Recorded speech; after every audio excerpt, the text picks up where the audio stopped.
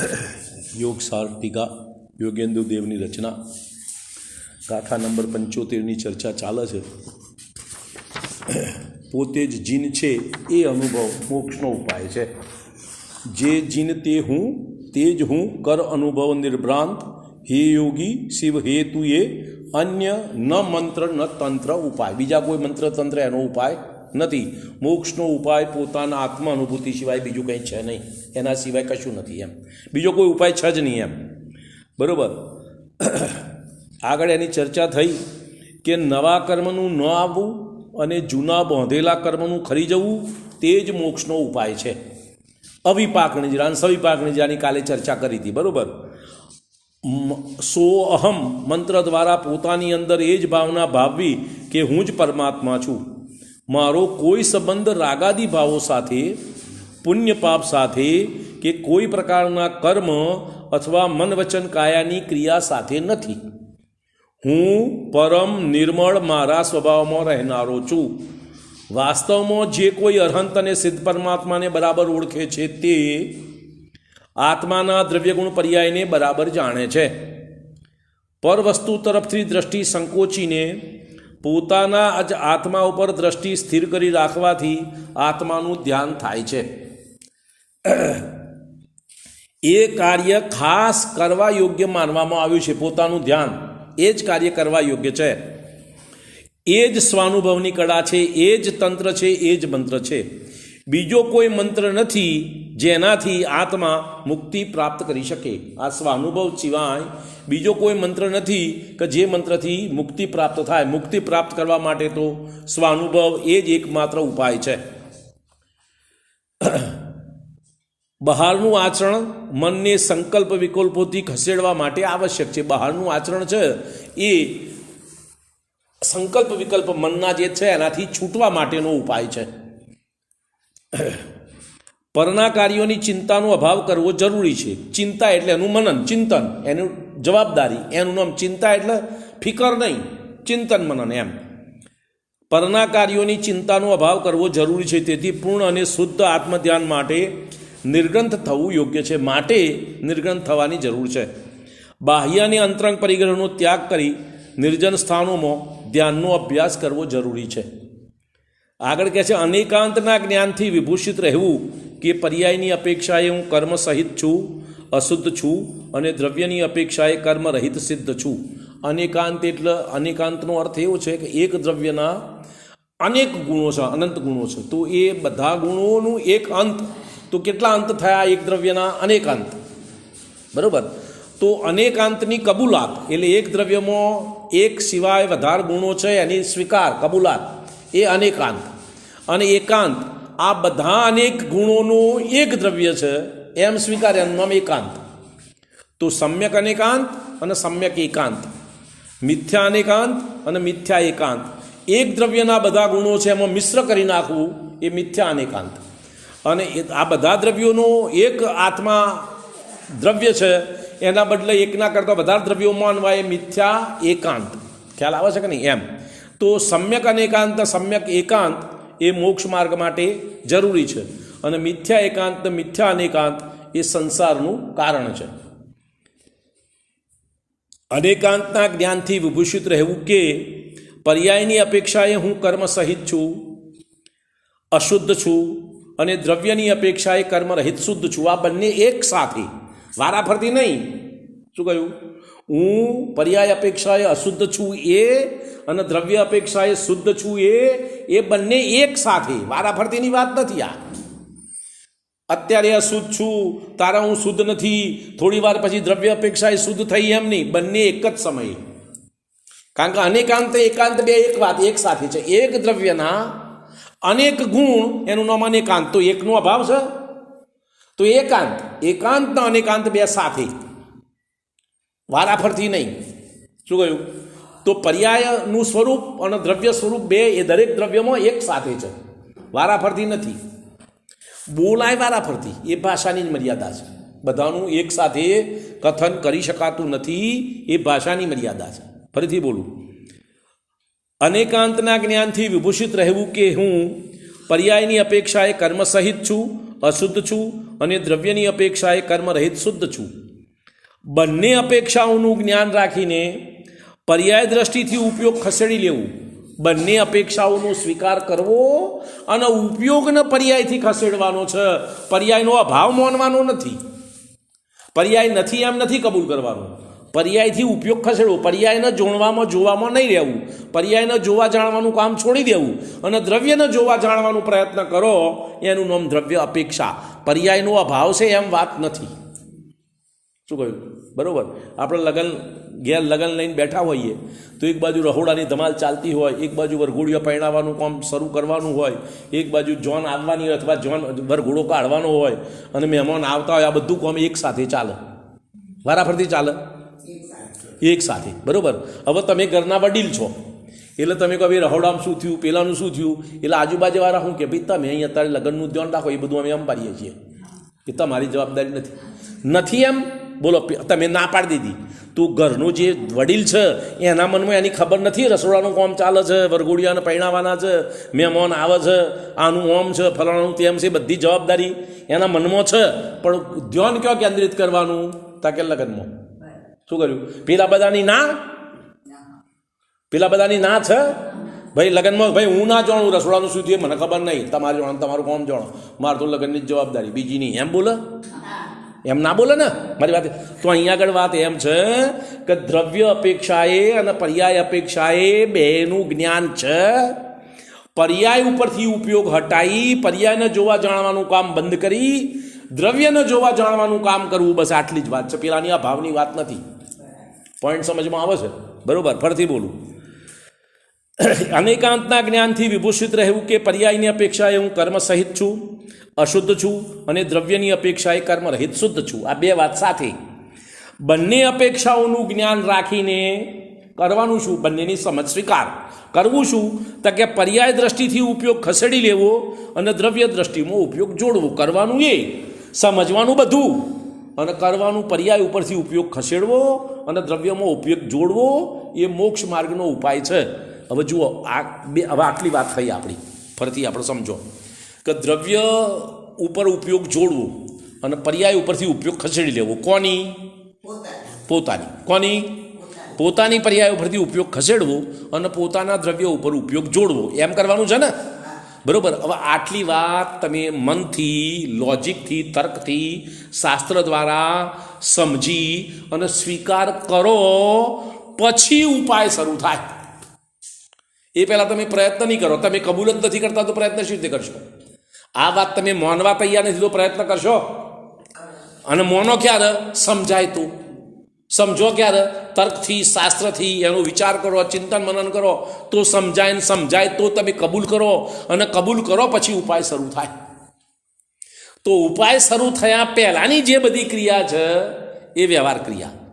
ઉપાય પણ વ્યવહાર ક્રિયા, પણ ઉપાય કરતો જે આત્માનુભૂતિ થઈ એ નિશ્ચય કાર્ય અને પેલું બધું વ્યવહાર. પણ થાય તો, ના થાય તો આ વ્યવહાર એ નહીં. પોઈન્ટ સમજમાં આવે છે? ફરીથી વિચાર કરો કે બંને અપેક્ષાઓનું જ્ઞાન રાખીને પર્યાય દ્રષ્ટિથી ઉપયોગ ખસેડી લેવો અને દ્રવ્ય દ્રષ્ટિમાં ઉપયોગ જોડવો. ત્યારે હું જ જીન ભગવાન છું એમ સમજવું અને એવી જ ભાવના કરવી. જો અરહંત ભગવાન, તીર્થંકર સિદ્ધ ભગવાન મારાથી મોટા છે તો તમારા આત્મામાં ઉપયોગ નહીં લાગે, એમનામાં ઉપયોગ જશે તો.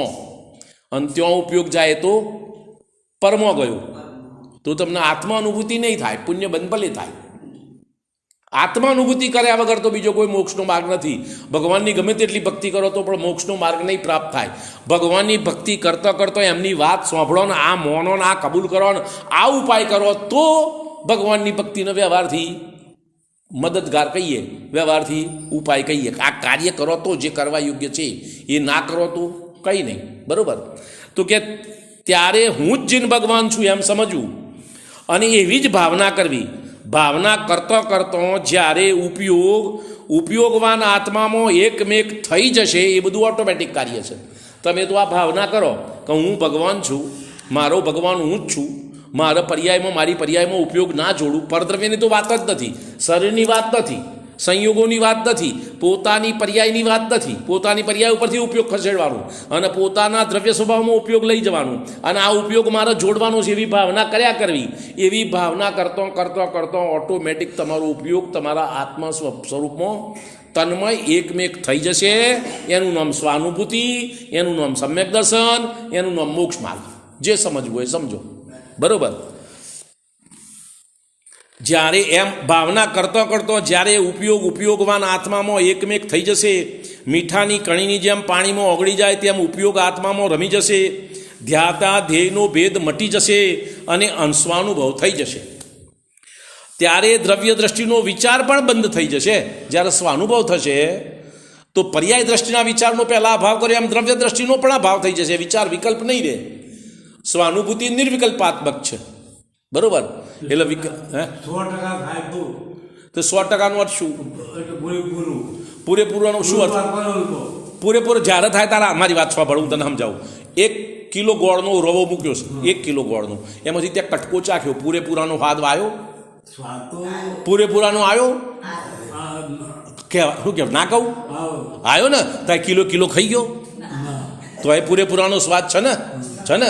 એમ આત્મા અનુભૂતિમાં અંશે સમ્યક દર્શન છે, એ અંશે રમણતા છે. અનુભૂતિમાં ભૂલ નહીં. અનુભૂતિ તો પેલા ગોળના કટકો ચાખ્યો એમ આખા આત્માનું જ્ઞાન થઈ ગયું, એમાં કોઈ તફાવત નહીં. સ્વાનુભૂતિમાં જે આત્મા આનંદ આવ્યો એ આનંદ જેવો સિદ્ધ ભગવાનના છે એવો તમને છે.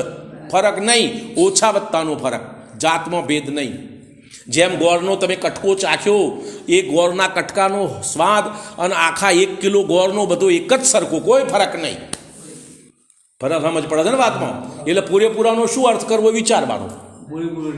પૂરેપૂરાનો તો જ્યારે ભગવાન સિદ્ધ અવસ્થા થાય ત્યારે પૂરેપૂરો થાય. તો સુધીનું બધું ખોટું. અરે ભાગ પડે ખોટો. હા સાચો. હા એમ સમજો. એ સાચું છે. મારી સમજવાની વાત છે. જો તમે એને ખોટું માનશો તો પ્રયત્ન નહીં કરો. હસવાની વાત નથી. તમે અનુભૂતિને સત્ય નહીં માનો તો એનો પ્રયત્ન નહીં કરો. એ અનુભૂતિ એક દેશ સંપૂર્ણ સત્ય છે એ સ્વીકાર નહીં આવે તો એનો પ્રયત્ન નહીં થાય. બરોબર છે. હવે એ ચોથા ગુણસ્થાનમાં અનુભૂતિ જે છે, 5મા ગુણસ્થાનમાં અનુભૂતિ છે, મુનિ અવસ્થામાં 6, 7મામાં અનુભૂતિ છે, 8માંથી ઉપરના ગુણસ્થાનોમાં અનુભૂતિ છે. એ બધું અનુભૂતિની તન્મયતાનો ફરક, જાતમાં ફરક નહીં. જાત એક જ, બધાને એક જ સરખો આનંદનું વેદન છે. ઓછી વધતી તન્મયતા છે એ જુદી વાત. પોઈન્ટ સમજમાં આવે છે વાત? બરોબર. ત્યારે સ્વાનુભવ થઈ જશે, ત્યારે દ્રવ્ય દ્રષ્ટિનો વિચાર પણ બંધ થઈ જશે, અરહંત ભાવમાં ઠરી જશે. એ જ મોક્ષનો ઉપાય છે. બરોબર. હવે કાલે અહીંયા સુધીની વાત આપણી થઈ હતી. હવે કહે છે સમય સારમાં કહ્યું છે, પ્રવચન સારમાં કહ્યું છે, જે કોઈ અર્ધ ભગવાનને દ્રવ્ય ગુણ પર્યાયો દ્વારા યથાર્થ જાણે છે તે જ પોતાના આત્માને ઓળખે છે. જે કોઈ અરહંત ભગવાનને દ્રવ્ય ગુણ પર્યાયો દ્વારા યથાર્થ જાણે છે તે જ પોતાના આત્માને સાચી રીતે ઓળખે છે.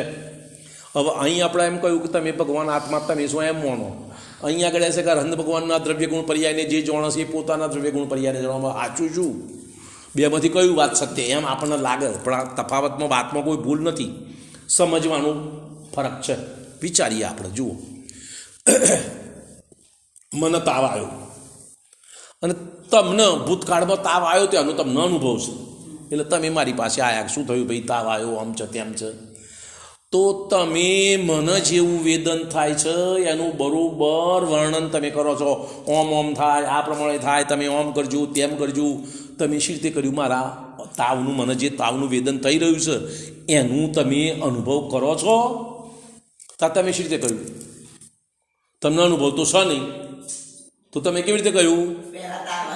તમને જે તાવનો અનુભવ છે એનું જ્ઞાન તમારી પાસે છે. એના આધારે મારા તાવથી મને કેવા પ્રકારનું વેદન થાય છે એનું અનુમાન કરી તમારા અનુભવ પ્રમાણે વર્ણન કરો છો. શું થાય છે વિચારો. પોઈન્ટ સમજવો તો પડશે જ. આત્માની વાત સિવાય તો બીજી કોઈ વાત એ મોક્ષ માર્ગ નથી. બીજી કોઈ વાતો બધી આવશે, વ્યવહારની કોઈ વાતની ના નથી, પણ મોક્ષ માર્ગ તો આત્માના લક્ષ્ય જ હોય, અન્ય પક્ષ કોઈ રીતે હોઈ શકે નહીં. હવે જેમ મારા તાવના વેદનનું નિર્ણય તમે તમારા વેદનના આધારે કર્યો તો એમ અરહંત ભગવાનના દ્રવ્યગુણ પર્યાય તમારા દ્રવ્યગુણ પર્યાયના આધારે નક્કી કરો. એમને સમજવા માટે તમારા દ્રવ્યગુણ, બીજો કોઈ ઉપાય નથી. તમારું જ્ઞાન ભગવાનના દ્રવ્યગુણ પર્યાયને જુએ છે, જાણે છે, તો કેવી રીતે નક્કી કરવાનું? તમારા દ્રવ્યગુણ પર્યાયનો નક્કી કરો કે ભાઈ મારું દ્રવ્ય આવું તો કે ભગવાન જેવું શુદ્ધ, મારો ગુણ ભગવાન જેવો શુદ્ધ, મારી પર્યાયમાં આ પ્રકારની અશુદ્ધિ, એમની પર્યાયમાં આ પ્રકારની અશુદ્ધિ નથી, એવો અનુભવપૂર્વક નિર્ણય, એનું નામ અરહંત ભગવાનના દ્રવ્યગુણ પર્યાયને જાણ્યા. ક્યોના? કોના આધારે? પોતાના. કોના આધારે જાણ્યા? પોતાના. તો જે ભગવાનના દ્રવ્યગુણ પર્યાય નક્કી કરવા જાય એને પોતાના દ્રવ્યગુણ પર્યાય જાણવા પડે. એમને શી રીતે નક્કી કરે? શું થાય? સમ્યક દર્શનની વાત નથી, પણ દ્રવ્યગુણ પર્યાય જાણવાની પ્રક્રિયા કેવી રીતે છે? તમારા દ્રવ્યગુણ પર્યાય જાણો તો બીજાના દ્રવ્યગુણ પર્યાયનું અનુમાન કરી શકો. તો ભગવાનના દ્રવ્યગુણ પર્યાયનું જ્ઞાન કરવા માટે તમારા દ્રવ્યગુણ પર્યાય જાણવા પડે. એ વાત અહીં છે કે જે કોઈ અરહંત ભગવાનને દ્રવ્યગુણ પર્યાયો દ્વારા અર્થાત જાણે છે તે જ પોતાના આત્માને ઓળખે છે, એટલે પોતાના આત્માના દ્રવ્યગુણ પર્યાય જાણે છે. અને તેનો જ દર્શન મોહ દૂર થઈ જાય છે. એનું દર્શન મોહ દૂર થઈ જાય, મિથ્યાત્વ ભાવનો અભાવ થાય છે. કે જો જાણતો અરહંતને દ્રવ્યગુણ પર્યાય થકી સો જાણતો આત્મને તશું મોહ લય પામે ખરે. આ ગાથા છે, ગુજરાતી ટ્રાન્સલેશન. પ્રાકૃત ગાથાનું સંસ્કૃતમાં ટ્રાન્સલેશન, એનું ગુજરાતીમાં ટ્રાન્સલેશન આવું બોલે પ્રવચન સારની. બરોબર. આવા મોહરહિત સમ્યક દ્રષ્ટિ જીવ સમ્યક પ્રકારે પોતાના આત્માનું તત્વ પામીને જો રાગ દ્વેષ છોડીને વિતરાગ થઈ જાય તો તે પોતાના આત્માને શુદ્ધ કરી લે છે. હવે સમ્યક્ત્વ થઈ ગયું એટલે પૂર્ણાહુતિ નહીં, શરૂઆત. શું થયું? સમ્યક્ત્વ થયું એટલે મોક્ષ માર્ગની શરૂઆત. તો બાકી શું રહ્યું? હવે જે તે વિતરાગ ભાવને જાણ્યો, આત્મા અનુભૂતિ કરી, એમાં સ્થિરતા પ્રાપ્ત કરવાની રહી.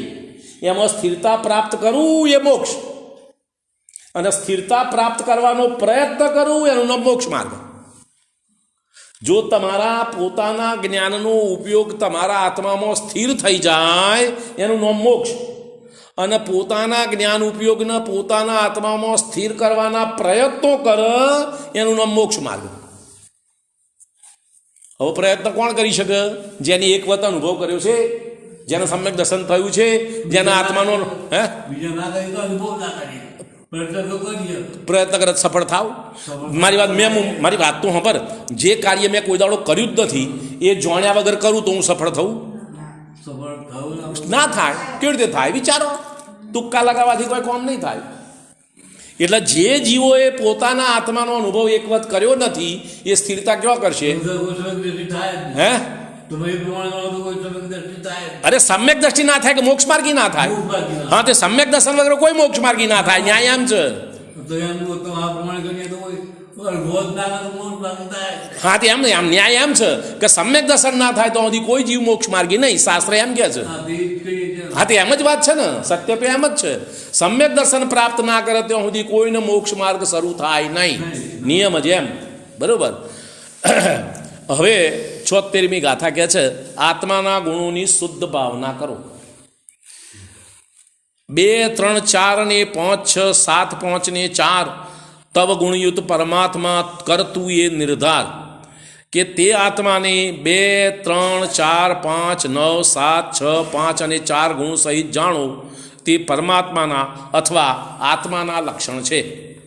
આ બધા લક્ષણના ભેદ તમને બતાવે છે. સાંભળો સાદી. આત્માના ધ્યાન માટે આત્માના સ્વરૂપની ભાવના કરવી યોગ્ય છે. એને જાણવું પડે ને. આત્મા જાણ્યા વગર કેવી રીતે એનું ધ્યાન થાય? બરોબર. તો નિશ્ચયથી આત્મા એક સત પદાર્થ છે, જ્ઞાયક અખંડ પ્રકાશરૂપ છે, કેવળ અનુભવવા યોગ્ય છે. વ્યવહાર નથી એના પ્રકાર વિચારી શકાય. વ્યવહાર આત્મા તો નિશ્ચયથી એક જ પ્રકારનો છે, પણ વ્યવહારથી આ બધા ભેદ સમજવા માટે જાણી શકાય, કરી શકાય. એમ 2 પ્રકારે વિચારીએ તો ગુણ પર્યાયવાન છે, ગુણ પર્યાય સહિત છે. એ 2 પ્રકાર તે પોતાની અંદર અનેક ગુણ અને પર્યાયો રાખે છે, અથવા જ્ઞાન દર્શન સ્વરૂપ છે. એક જ સમયમાં પોતાને સર્વ પદાર્થને દેખનાર જાણનાર છે. આ 2 પ્રકારમાં. હવે 3 પ્રકારે વિચારવામાં આવે તો ઉત્પાદ વય દ્રવ્ય રૂપ છે. ઉત્પાદ વય દ્રવ્ય ઉત્તમ સત તત્વાર્થનું સૂત્ર છે. બરાબર. તત્વાર સૂત્ર ખરું ને, મોક્ષશાસ્ત્ર ઉમાસ્વામીનું, એનું આ સૂત્ર છે. ઉત્પાદ વય દ્રવ્યયુક્તમ સત પદાર્થ બધા ઉત્પાદ વય દ્રવ્ય હોય તો 3 પ્રકારે વિચારો તો આત્મા ઉત્પાદ વય દ્રવ્યયુક્ત છે. 2 પ્રકારે વિચારો તો જ્ઞાન દર્શન યુક્ત છે. અથવા હવે 3 પ્રકારે વિચારવામાં આવે તો ઉત્પાદ વય દ્રવ્ય સ્વરૂપ છે. સમયે સમયે પર્યાદો બદલતી હોવાથી ઉત્પાદ વ્યય કરવા છતાં પણ પોતાના સ્વભાવથી અવિનાશી છે. બીજી રીતે તે સમ્યક દર્શન, સમ્યક જ્ઞાન, સમ્યક ચારિત્ર સ્વરૂપ છે. 3 પ્રકારમાં ઉત્પાદ વય દ્રવ્યયુક્ત છે અને સમ્યક રત્નંત્રયુક્ત છે. આ 3 પ્રકારે. પછી 4 પ્રકારે વિચારતો સમ્યક દર્શન, સમ્યક જ્ઞાન, સમ્યક ચારિત્ર અને સમ્યક તપ આરાધના. 4 આરાધના: દર્શન આરાધના, જ્ઞાન આરાધના, ચારિત્ર આરાધના અને તપ આરાધના. તો એ 4 પ્રકારે છે. 4 આરાધના સ્વરૂપ છે. અથવા એ અનંત દર્શન, અનંત જ્ઞાન, અનંત સુખ અને અનંત વીર્ય, અનંત ચતુષ્ટય રૂપ છે. એ 4 પ્રકારમાં. આ બધો વ્યવહાર ભેદ. નિશ્ચયથી તો આત્મા એક જ છે, એના ભેદની ચર્ચા ચાલે છે. આ જુદા જુદા આત્માની વાત નથી. એ 4 અનંત ચતુષ્ટય રૂપ છે. અથવા સુખ, સત્તા, ચૈતન્ય, બોધ એ 4 ભાવ પ્રાણોને ધારણ કરનાર છે. આ આત્મા દ્રવ્યક્ષેત્ર કાળ ભાવનો સ્વામી છે. એમ 4 પ્રકારે. 5 પ્રકારે વિચારીએ તો અનંત દર્શન, અનંત જ્ઞાન, ક્ષાયિક સમ્યક્ત્વ, ક્ષાયિક ચારિત્ર, અનંત વીર્ય સ્વરૂપ, 5 લબ્ધિ અથવા 5 ભાવરૂપ, ઔપશમિક, ક્ષયોપશમિક, ક્ષાયિક, ઔદયિક અને પારિણામિક. આ 5 ભાવોમાં પરિણમવાની શક્તિ છે. 5 પ્રકારે વિચારીએ તો આત્મામાં આ 5 ભેદ પડે. હવે આત્મા અરહંત સિદ્ધ આચાર્ય ઉપાધ્યાય સાધુ એ પંચપરમેષ્ઠી પદનો ધારક છે. અને જે કોઈ મોક્ષ માર્ગે જાય આ 5 પદ પૂર્વક જ જાય. એમને કોઈ ઉડીને સીધો અરહંત થઈ શકતો નથી. અથવા આત્મા નરક, પશુ, દેવ, મનુષ્ય, સિદ્ધ ગતિ આ 5 ગતિમાં જવાની શક્તિ રાખે છે. અને 6 પ્રકારે વિચારવામાં આવે તો અનંત જ્ઞાન, અનંત દર્શ્ય, અનંત વીર્ય, અનંત સુખ, ક્ષાયિક સમ્યક્ત્વ, ક્ષાયિક ચારિત્ર સ્વરૂપ. એ 6 પ્રકાર આત્મા 6 પ્રકારે છે. એ પ્રકારે.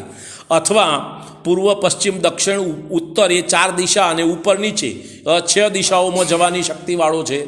હવે આત્માનું ગમન જ્યારે મોક્ષ જાય તો આ 4 ગતિ 6 દિશા પ્રમાણે થાય. એ વળાંકમાં ના વળે. બરોબર. ઉપર નીચે બોલ્યો ને, 6 દિશા બોલ્યો એટલે કઈ હે એવું નહીં. જો ક્યાં કઈ જગ્યાએથી મોક્ષે જાય છે એ પ્રમાણે હોય, પણ 6 દિશામાં જવાની યોગ્યતાવાળો છે. એમ ઉપર નીચે 2 બોલ્યો. બરોબર. અથવા આ આત્મા અસ્તિત્વ, વસ્તુત્વ, દ્રવ્યત્વ, પ્રમેયત્વ, પ્રદેશત્વ અને અગુરુ લઘુત્વ 6 સામાન્ય ગુણનો ધારક છે. હવે જો 7 પ્રકારે વિચારીએ તો આ આત્મા અનંત જ્ઞાન, અનંત દર્શન, અનંત સુખ, અનંત જ્ઞાન ચેતના, અનંત વીર્ય, ક્ષાયિક સમ્યક્ત્વ અને ક્ષાયિક ચારિત્ર એ 7 ગુણ રૂપ છે. અથવા સ્યાત અસ્થિ નાસ્તિ સપ્તભંગ રૂપ છે. 7 સપ્તભંગની ચર્ચા આપણે પહેલાં થયેલી છે. સ્યાત અસ્થિ, સ્યાત નાસ્તિ, સ્યાત અસ્થિ નાસ્તિ, સ્યાત અસ્થિ અવ્યક્તવ્ય, સ્યાત નાસ્તિ અવ્યક્તવ્ય, સ્યાત અસ્થિ નાસ્તિ અવ્યક્તવ્ય, એમ 7 ભેદ ભંગના, 7 ભંગના. સ્યાત અસ્થિ, સ્યાત નાસ્તિ, સ્યાત અસ્થિ નાસ્તિ, સ્યાત અવક્તવ્ય, સ્યાત અસ્થિ અવ્યક્તવ્ય, સ્યાત નાસ્તિ અવ્યક્તવ્ય અને સ્યાત અસ્થિ નાસ્તિ અવ્યક્તવ્ય. એ 7 ભંગોથી આત્મા સિદ્ધ થાય છે. અથવા આ જીવને કારણે જીવ, અજીવ, આશ્રવ, બંધ, સંવરણ, નિરા, મોક્ષ એ 7 તત્વોની વ્યવસ્થા છે. અથવા આ આત્મા નૈગમ, સંગ્રહ, વ્યવહાર, રુજુસૂત્ર, શબ્દ, સમભિરૂઢ એવંભૂત આ 7 નયોથી વિચારવામાં આવે છે. આ 7 નય તત્વાર સૂત્રના. બરાબર. 9 પ્રકારે વિચારીએ તો આત્મા 9 કેવળ લબ્ધિ સ્વરૂપ છે. અનંત જ્ઞાન, અનંત દર્શન, અનંત દાન, અનંત લાભ, અનંત ભોગ, અનંત ઉપભોગ, અનંત વીર્ય, ક્ષાયિક સમ્યક અને ક્ષાયિક ચારિત્ર રૂપ. આ 9 લબ્ધિ રૂપ છે. અથવા આ આત્મા પુણ્ય પાપ સહિત 7 તત્વ એવા 9 પદાર્થમાં સ્થિત થાય છે. જીવની અપેક્ષાએ 9 પદાર્થનો વિચાર છે.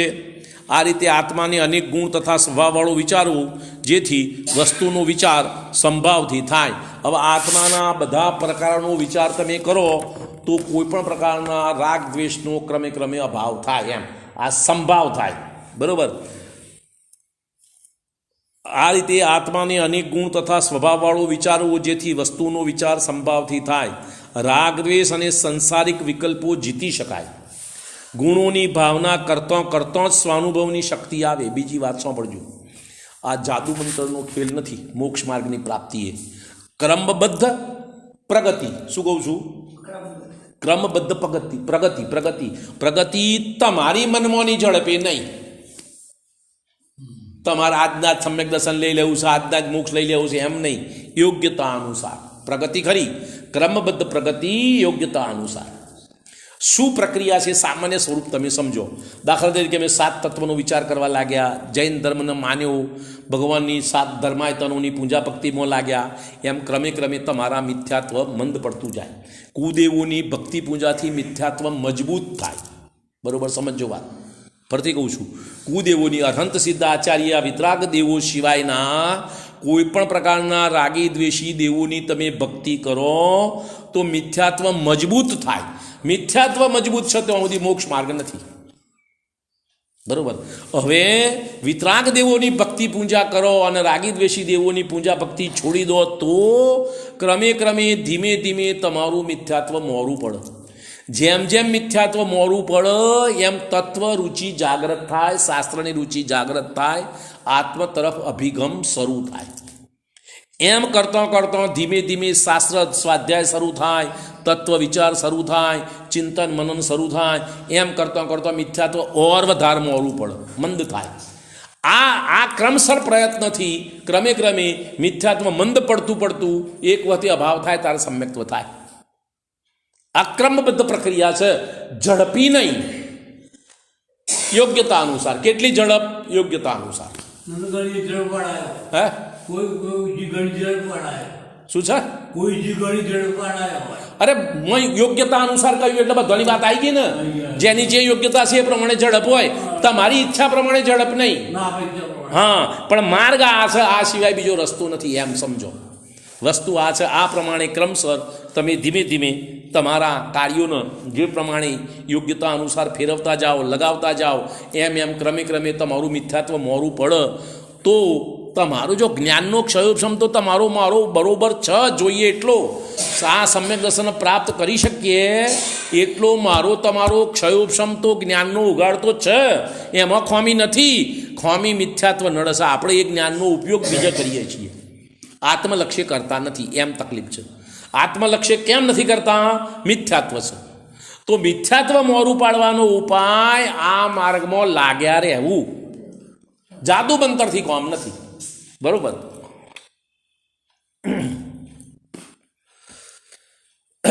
રાગ દ્વેષ અને સંસારિક વિકલ્પો જીતી શકાય. ગુણોની ભાવના કરતાં કરતાં સ્વાનુભવની શક્તિ આવે. વિકલ્પ રહિત ભાવમાં આવવું તે જ સ્વાનુભવ છે. સર્વ પ્રકારના વિકલ્પનો અભાવ થવો અને માત્ર અનુભૂતિ વર્ત એનું નામ સ્વાનુભવ છે. હવે સમયસાર કળશ પેલું પ્રવચનસારની વાત હતી. જો જાણતો અરહંતને દ્રવ્ય ગુણ પર્યાય થકી. હવે સમયસાર કળશ પ્રવચનસાર કુમકુંદાચાર્યની રચના, સમયસાર કુમકુંદાચાર્યની રચના અને સમયસાર કળશ અમૃતચંદ્ર આચાર્યની રચના. બરોબર. તો એની વાત કરે છે. આ આત્મા જુદા જુદા પ્રકારની શક્તિઓનો સમુદાય છે. એક જ પ્રકારની શક્તિ નથી, અનેક પ્રકારની શક્તિનો અખંડ પિંડ છે. એક એક નયથી એક એક ગુણની પર્યાય અથવા શક્તિનો વિચાર કરવાથી આત્માનો ખંડરૂપ વિચાર થાય છે. જુઓ, આત્માને સમજવા માટે આપણી પાસે માત્ર નય વિવિક્ષાપૂર્વક એક એક ભાગને ક્રમથી સમજ્યા સિવાય બીજો ઉપાય નથી.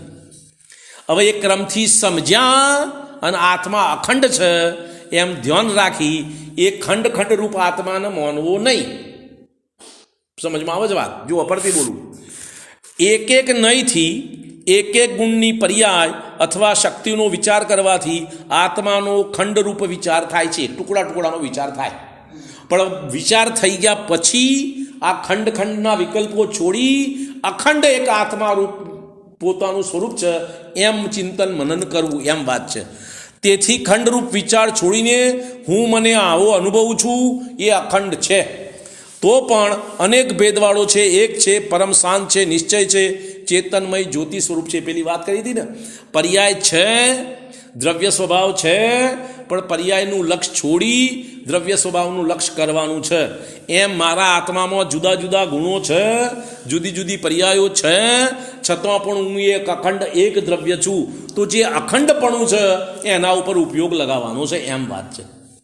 બરોબર. હવે બેને છોડીને બે ગુણનો વિચાર કરો કે બે ત્યાગી બે ગુણ સહિત જે આત્મરસ લીન શીઘ્ર લહે નિર્વાણ પંદ એમ કહે પ્રભુજી. જે બેની અર્થાત રાગ દ્વેષને છોડી, બેને છોડી એટલે બે રાગ દ્વેષને છોડીને જ્ઞાન દર્શન બે ગુણ ધરે આત્મામાં સ્થિત થાય. કયા કયા? સમ્યક જ્ઞાન, સમ્યક દર્શન. એમાં આત્મા સ્થિત થાય તે શીઘ્ર જ નિર્વાણને પામે છે એમ જીનેન્દ્ર ભગવાન કહે છે. જુઓ, હવે જુઓ, આત્માને શ્રદ્ધવું, આત્મા, આ હું આત્મા છું એનું નામ સમ્યક દર્શન. હું આત્મા છું, હું, અને આ આત્મા છું એનું નામ સમ્યક જ્ઞાન. બરોબર સમજો, ફરીથી બોલું છું. આ હું આત્મા છું એનું નામ સમ્યક દર્શન, અને આ આત્મા છું એનું નામ સમ્યક જ્ઞાન, અને એમાં લીનતાનું નામ સમ્યક ચારિત્ર. એમાં તમારો ઉપયોગ જેટલો સમય જોડાયેલો રહે એટલો સમય સમ્યક ચારિત્ર. બરોબર, ફરીથી બોલું છું. બંધનું મૂળ કારણ રાગ દ્વેષ છે. શું છે બંધનું મૂળ કારણ? રાગ દ્વેષ. તેમનો ત્યાગ કરવો. ત્યાગ કરવાનો ક્રમ એ છે કે પહેલો મિથ્યાત્વ અને અનંતાનુબંધી કસાય સંબંધી રાગ દ્વેષનો ત્યાગ કરવો. પહેલો કોનો ત્યાગ કરવો? શું કહ્યું? પહેલો મિથ્યાત્વનો ત્યાગ થાય. પહેલાં બીજા કોઈનો ત્યાગ થઈ શકતો નથી મોક્ષ માર્ગમાં. તમે કરો એનું નામ મોક્ષ માર્ગ નહીં. શું કહ્યું બિપિન? પહેલો મિથ્યાત્વનો ત્યાગ થાય, પછી બીજા બધાનો ત્યાગ થાય. મિથ્યાત્વનો ત્યાગ કર્યા વગર બીજાનો ત્યાગ કરો એનું નામ ત્યાગ કહેતા નથી. કરવો હોય તો કરો તમે, ભલે, એનો વિરોધ નથી કોઈ. તમે કરો તો પાપ નહીં થાય, પુણ્યબંધ થશે, પણ મોક્ષ માર્ગ નહીં મિથ્યાત્વનો અભાવ થયા વગર. ફરીથી બોલું, બંધનું મૂળ કારણ રાગ દ્વેષ છે, તેમનો ત્યાગ કરવો. ત્યાગ કરવાનો ક્રમ એ છે, ત્યાગ કરવાનો ક્રમ શું કે પહેલો મિથ્યાત્વ અને અનંતાનુબંધી કસાય સંબંધી રાગ દ્વેષનો ત્યાગ કરવો. અનંતાનુબંધી ક્રોધ, માન, માયા, લોભ. ક્રોધ અને માન એ બે દ્વેષ, અને માયા અને લોભ એ બે રાગ. અને મિથ્યાત્વ, તો મિથ્યાત્વ અને અનંતાનુબંધી ક્રોધ, માન, માયા, લોભનો પહેલો ત્યાગ થાય, પછી બાકીના બધાના ત્યાગની વાત આવે. અનંતાનુબંધી ક્રોધ, માન, માયા, લોભનો ત્યાગ કરવાથી ચારિત્ર પ્રગટ ના થાય, આત્મા અનુભૂતિ જ પ્રગટ થાય, એનાથી ચારિત્ર ના આવે. ચારિત્ર ક્યારે આવશે? અપ્રત્યાખ્યાન આવરણ ક્રોધ, માન, માયા, લોભનો ત્યાગ થાય તો શ્રાવકનું ચારિત્ર પ્રગટ થાય. અને અપ્રત્યાખ્યાન, અનંતાનુબંધી અપ્રત્યાખ્યાન અને પ્રત્યાખ્યાન આવરણ કશાયનો ત્યાગ થાય, એનો અભાવ થાય, તારા મુનિપદ આવો. એ પહેલો મુનિપદ ના આવો. સાચું મુનિપદ આવવાનો ક્રમ આ છે. ફરીથી બોલું છું, બંધનું મૂળ કારણ રાગ દ્વેષ છે, તેમનો ત્યાગ કરવો. આટલું તો નક્કી, પણ ત્યાગ કેટલો કરવો? પહેલો કોનો કરવો? પહેલો કેટલો કરવો? તો કે સૌથી પ્રથમ મિથ્યાત્વ અને અનંતાનુબંધી કસાય સંબંધી રાગ દ્વેષનો ત્યાગ કરવો. મિથ્યા દ્રષ્ટિ જીવ પર પદાર્થને આત્મા માનવાની ભૂલ કરે છે. મિથ્યા દ્રષ્ટિ જીવ પોતાના આત્માના સ્વરૂપના આત્મા માનવાના બદલે બીજા કોઈ અન્ય કોઈ પણ પર પદાર્થને આત્મા માને છે, એનું નામ મિથ્યાત્વ. ઇન્દ્રિય જનિત પરાધીન સુખને સાચું સુખ માને છે. આ બીજી ભૂલ મિથ્યાત્વની. પહેલી ભૂલ, આત્માના આત્મા નહીં ગણીને બીજા કોઈના આત્મા ગણે છે, અને ઇન્દ્રિય જનિત સુખને સાચું સુખ માને છે. આ બે ભૂલ મિથ્યાત્વની. બરોબર. આ મિથ્યા ભાવને કારણે જે વિષયોના સેવનથી ઇન્દ્રિય સુખની કલ્પના કરે છે તે પદાર્થોમાં રાગ ભાવ કરે છે. હવે જો રાગ દ્વેષનો તો ત્યાગ કરવાનો છે. હવે મિથ્યાત્વના કારણે શું થાય છે? રાગ દ્વેષ થાય છે. કેમ થાય છે? કારણ કે ઇન્દ્રિય સુખને સાચું સુખ માને છે, તો ઇન્દ્રિય સુખના જે નિમિત્તભૂત પદાર્થો છે એમાં રાગ કરે છે, અને ઇન્દ્રિય સુખના વિરોધી પદાર્થો છે એમાં દ્વેષ કરે છે. બરોબર. પરથી બોલું, જુઓ, બંધનું મૂળ કારણ રાગ દ્વેષ છે, તેમનો ત્યાગ કરવો. ત્યાગનો ક્રમ એ છે કે પહેલો મિથ્યાત્વ અને અનંતાનુબંધી કસાય સંબંધી રાગ દ્વેષનો ત્યાગ કરવો. મિથ્યા દ્રષ્ટિ જીવ પર પદાર્થને આત્મા માનવાની ભૂલ કરે છે. પોતાના આત્માના આત્મા માનતો નથી. જો પોતાના આત્માના આત્મા માનો તો પર પદાર્થના આત્મામાં ના માનો. બે વાત તો બને નહીં ને. જો આ મારું ઘર છે એમ મેં નક્કી કર્યું તો બાકીનો ઘર મારો નથી એમ નક્કી થઈ ગયું. અને જો મારું ઘર નથી ઓળખતો તો કોઈને કોઈ બીજા ઘરમાં ક્યાંક ને ક્યાંક હું મારા પણ માનું. બરોબર, નક્કી થાય ને વાત. તો અહીંયા આગળ પર પદાર્થમાં આત્મા માનવાની ભૂલ મિથ્યા દ્રષ્ટિ જીવ કરે છે. જે જીવોને આવી ભૂલ છે બધા હું તમે બધા મિથ્યા દ્રષ્ટિ. બીજો પોઈન્ટ, ઇન્દ્રિય જનિત પરાધીન સુખને સાચું સુખ માને છે. આ બીજા પ્રકારની ભૂલ, એ પણ મિથ્યાત્વ. ઇન્દ્રિય સુખમાં સાચા સુખની બુદ્ધિ, એનું નામ મિથ્યાત્વ. હવે શું થાય છે? આવા મિથ્યાત્વ ભાવને કારણે, કયા મિથ્યાત્વ ભાવને? પર પદાર્થમાં આત્મા માને છે અને ઇન્દ્રિય સુખમાં સુખ માને છે.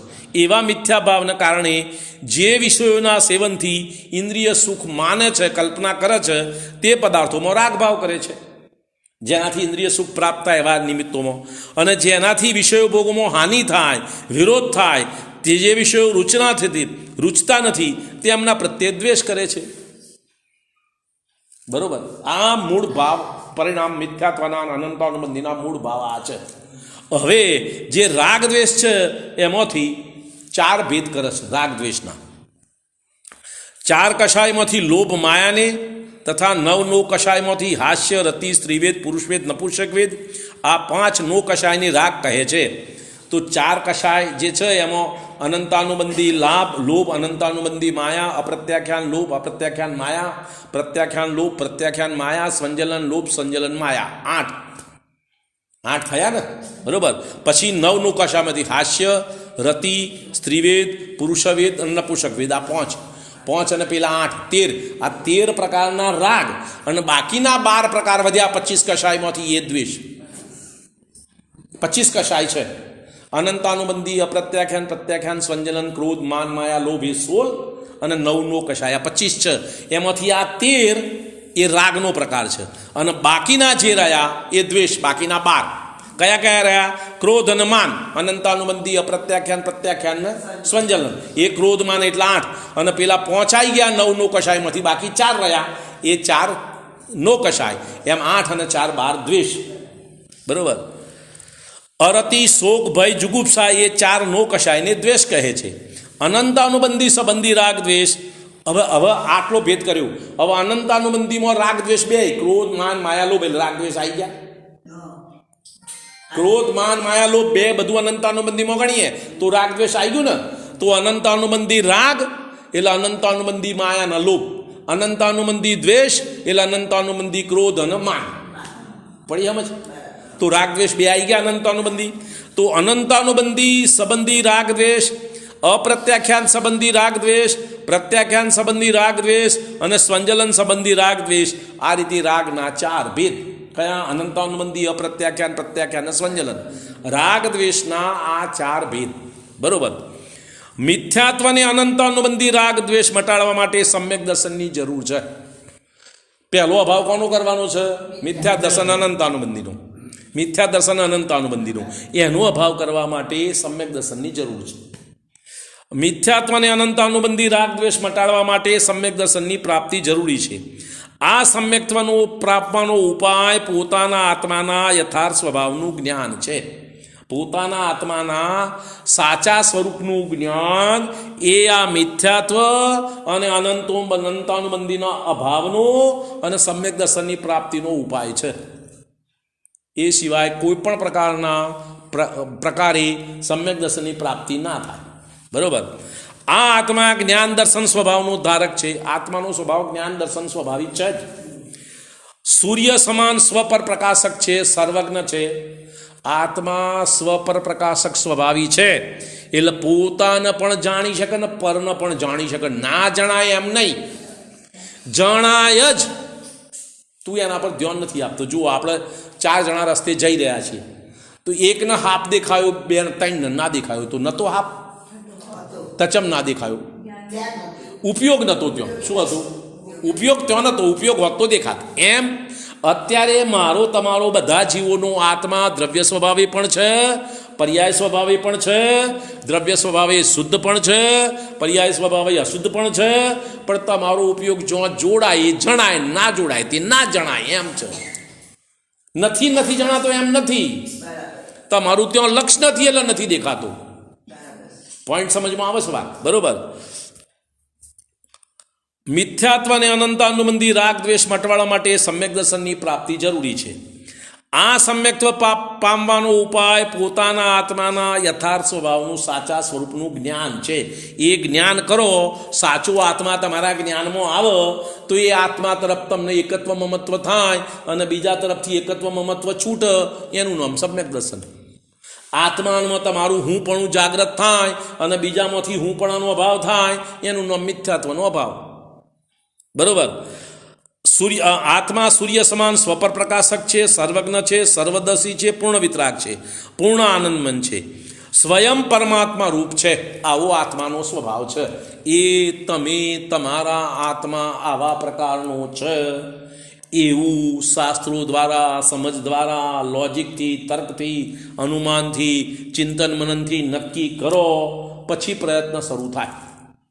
અને પ્રયત્ન કરવામાં હાથ પગ લાવવાના નથી, જ્ઞાનનું કાર્ય છે. પ્રયત્ન ક્યાં કરવાનો છે? જ્ઞાનમાં. જ્ઞાન સિવાય બીજી શાસ્ત્રોમાં કહે છે જ્ઞાન ક્રિયાભ્યામ મોક્ષમ. જ્ઞાન ક્રિયા સિવાય બીજા કોઈ ક્રિયાથી મોક્ષ નથી. બાકીની ક્રિયાઓ હોય ખરી, જે અવસ્થા જીવના જેવા જેવા પરિણામ હોય તેવી જ્ઞાન ક્રિયાની સાથે સાથે બાહ્યમાં તે પ્રકારની વ્યવહાર ક્રિયા હોય ખરી. કાર્ય થાય છે પેલી જ્ઞાન ક્રિયાથી, અને તમને દેખાય છે વ્યવહાર ક્રિયા. જ્ઞાન ક્રિયાનો વિચાર કરતા નથી એટલે માનવા તૈયાર નથી. વિચાર કરો, સમજમાં આવે તો માનો, ના સમજમાં આવે તો સીધે માનો. બરોબર? એમ 8 કર્મ, રાગાદિ ભાવ કર્મ અને શરીર આદિ નો કર્મ, દ્રવ્ય કર્મ, ભાવ કર્મ અને નો કર્મ. બરોબર? તેનાથી ભિન્ન છે આત્મા. આ 8 પ્રકારના કર્મ એ પૂદગલ દ્રવ્ય પ્રમાણોની રચના છે. ભાવ કર્મ એ વિભાવ પરિણામ છે, અને નો કર્મ સંયોગી પદાર્થ છે. એમાં આત્મા નથી. આત્માનું દ્રવ્ય સ્વભાવ નથી, શુદ્ધ સ્વરૂપ નથી, આત્માનું સાચું સ્વરૂપ નથી. બોલો, મને તાવ આવ્યો એ મારું સાચું સ્વરૂપ? એનો હું મારું સ્વરૂપ નથી માનતો. છે મારામાં, એમ મારામાં વિભાવ ભાવ થાય છે, પણ એ મારું સાચું સ્વરૂપ નથી. ઉપાધિક ભાવ છે, ક્ષણિક છે, વિભાવ છે. બરોબર? અતિન્દ્રિય સુખ જ સાચું સુખ છે એવી પ્રતીતિ લાવીને વારંવાર પોતાના જ્ઞાન દર્શન સ્વભાવમય આત્માની ભાવના કરતા રહેવાથી મિથ્યાત્વ અને અનંતાનુબંધી કશાયનો ઉપશમ, ક્ષયોપશમ કે ક્ષય થઈ જશે. હવે મિથ્યાત્વ અને અનંતાનુબંધીનો અભાવ ઉપશમથી પણ થાય, ક્ષયોપશમથી થાય, ક્ષયથી થાય, ગમે તે રીતે થાય. તમારા માટે કંઈ ફરક નથી પડતો, તમારા માટે ક્ષય થવો મહત્વનો છે. ઉપશમ થાય તો એ બરોબર ને, ક્ષયોપશમ થાય બરોબર ને, ક્ષાયિક થાય તો એ બરોબર. ફરથી બોલું, કેવી રીતે થશે? હા ભરજો. અતિન્દ્રિય સુખ જ સાચું સુખ છે એવી પ્રતીતિ એટલે વિશ્વાસ. હા, એ સુખ સાચું સુખ છે એવો દ્રઢ વિશ્વાસ, પ્રતીતિ લાવીને વારંવાર પોતાના જ્ઞાન દર્શન સ્વભાવમય આત્માની ભાવના કરતા રહેવું. વારંવાર મારો આત્મા અતિન્દ્રિય સુખ સ્વભાવી, જ્ઞાન દર્શન સ્વભાવી છે, આ વિભાવ ભાવ મારું સ્વરૂપ નથી, એવું ચિંતન મનન વારંવાર કરતા રહો. એ પ્રમાણે ઉપયોગ તમે વારંવાર લગાવતા રહો. તો એમ કરતા રહેવાથી મિથ્યાત્વ અને અનંતાનુબંધી કશાયનો ઉપશમ, ક્ષયોપશમ અને ક્ષય થઈ જશે. ત્યારે આ જીવને સમ્યક દર્શન ગુણ પ્રગટ થશે.